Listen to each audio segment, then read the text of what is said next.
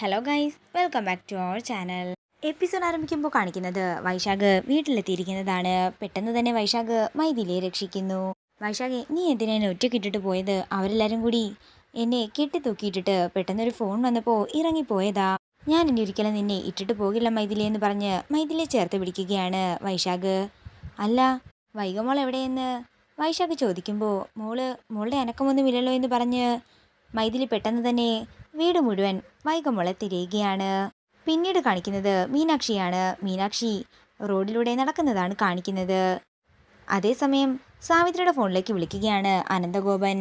Savitri hello എന്ന് വെക്കുമ്പോൾ തന്നെ അനന്തഗോപന് അത് സാവിത്രിയാണെന്ന് മനസ്സിലാവുകയാണ്. എന്താ സാവിത്രി എന്ന് അനന്തഗോപൻ ചോദിക്കുമ്പോൾ എന്നെ നിങ്ങൾക്ക് എങ്ങനെ മനസ്സിലായെന്ന് സാവിത്രി ചോദിക്കുന്നു. സാവിത്രി, എനിക്കെല്ലാം അറിയാം. ഒന്നും കാണാതെയല്ലോ ഞാൻ അവിടെയുള്ള എല്ലാവരുടെയും ഫിംഗർ പ്രിൻറ്റ്സ് ഒക്കെ എടുത്തു വെച്ചിരിക്കുന്നത്. ഇവിടെ നിന്ന് കിട്ടിയ വ്യാജമായ വാളിലെ സാവിത്രിയുടെ ഫിംഗർ പ്രിൻ്റാണ് ഉണ്ടായിരുന്നത്. എന്താണെങ്കിലും ഞാൻ അറിയാതെ സാവിത്രിക്ക് ആ വാള് ചെമ്പകമംഗലത്തിൻ്റെ പുറത്തിറക്കാൻ സാധിക്കില്ല. ഒപ്പം നിൽക്കുകയാണെങ്കിൽ എനിക്കും ഒരു ഷെയർ തരണം. അങ്ങനെയാണെങ്കിൽ അത് വിൽക്കാൻ ഞാൻ തന്നെ സഹായിക്കാം. ഇത് കേൾക്കുന്ന സാവിത്രി അതിന് സമ്മതം മൂളുകയാണ്. പിന്നീട് കാണിക്കുന്നത് മൈഥിലിയാണ്. തൻ്റെ കുഞ്ഞിനെ കാണാതെ സമനില തെറ്റിയവരെ പോലെ നടക്കുകയാണ് മൈഥിലി. വൈഗമോളെ എന്ന് വിളിച്ചുകൊണ്ട് ആ വീട് മുഴുവൻ തിരയുന്ന മൈഥിലിയാണ് കാണിക്കുന്നത്. തുടർന്ന് മൈഥിലി വൈശാഖിനോട് പറയുകയാണ്, വൈശാഖെ, കുഞ്ഞിനെ എവിടെയും കാണുന്നില്ല.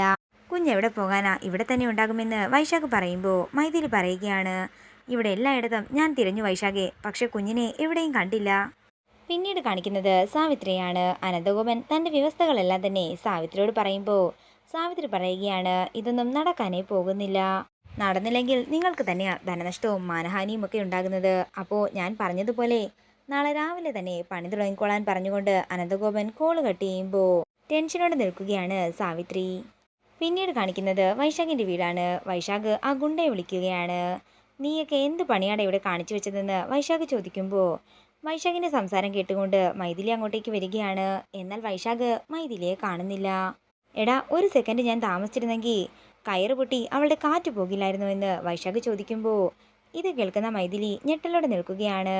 സാറ് കൊല്ലാനല്ലേ അതിന് കൊട്ടേഷൻ തന്നതെന്ന് ആ ഗുണ്ട ചോദിക്കുമ്പോൾ വൈശാഖ് പറയുകയാണ്, കൊല്ലാൻ തന്നെയാടാ ഞാൻ കൊട്ടേഷൻ തന്നത്. പക്ഷേ പിന്നെ അത് വേണ്ടെന്ന് ഞാൻ നിന്നോടൊക്കെ വിളിച്ച് പറഞ്ഞതല്ലേ. അല്ല, അവളിനി ചത്തുപോയാലും എനിക്ക് കുഴപ്പമൊന്നുമില്ല. എന്നെ ചതിച്ചവളാണ് അവള്. പക്ഷേ ആ വാൾ എവിടെയാണെന്ന് അറിയണമെങ്കിലേ എനിക്ക് അവളെ വേണം. എടാ, വാളിൻ്റെ കാര്യം പറയണമെങ്കിലേ അവള് ജീവനോടെ തന്നെ വേണ്ടേ. എൻ്റെ സാറേ, അവളുടെ ചെകിട്ടത്തിട്ട് 2 കൊടുത്താലേ അവൾ തത്ത പറയുന്നത് പോലെ അതൊക്കെ പറഞ്ഞോളുമെന്ന് ആ ഗുണ്ട പറയുമ്പോൾ വൈശാഖ് പറയുകയാണ്, എടാ, കുഞ്ഞിനെ കാണാതെ അവൾ എന്താണെങ്കിലും ഒന്നും പറയാനേ പോകുന്നില്ല. ആ കുഞ്ഞിനെ എന്തു ചെയ്തു അതൊന്നും സാർ അറിയേണ്ട ആവശ്യമില്ല എന്ന് പറഞ്ഞുകൊണ്ട് കോള് കട്ട് ചെയ്യുകയാണ് ആ ഗുണ്ട. അതേസമയം തിരിയുന്ന വൈശാഖ് മൈഥിലിയെ കണ്ട് ഞെട്ടലോടെ നിൽക്കുന്നു.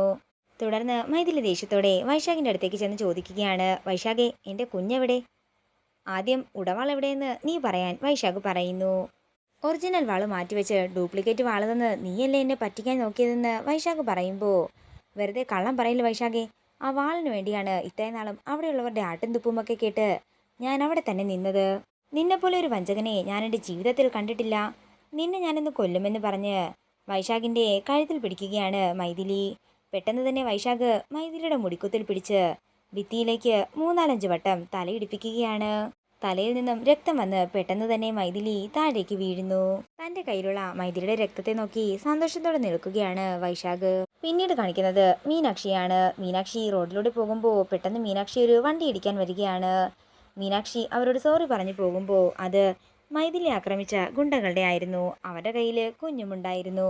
മീനാക്ഷി അവരോട് സോറി പറഞ്ഞ് അവരെ കടന്നു പോകാൻ നേരമാണ് കുഞ്ഞ് കരയുന്ന ശബ്ദം മീനാക്ഷി കേൾക്കുന്നത്. ഇത് കേൾക്കുന്ന മീനാക്ഷി ഞെട്ടലോടെ അവരുടെ വണ്ടിയിലേക്ക് നോക്കുന്നതാണ് കാണിക്കുന്നത്. ഇതോടുകൂടി ഇന്നത്തെ എപ്പിസോഡോടെ തീരുകയാണ്. വീഡിയോ ഇഷ്ടമായെങ്കിൽ മറക്കാതെ ലൈക്ക് ചെയ്യുക, ഷെയർ ചെയ്യുക, കമൻറ്റ് ചെയ്യുക. കൂടുതൽ സീരിയൽ അപ്ഡേറ്റ്സിനായി മറക്കാതെ സബ്സ്ക്രൈബ് ചെയ്യുക.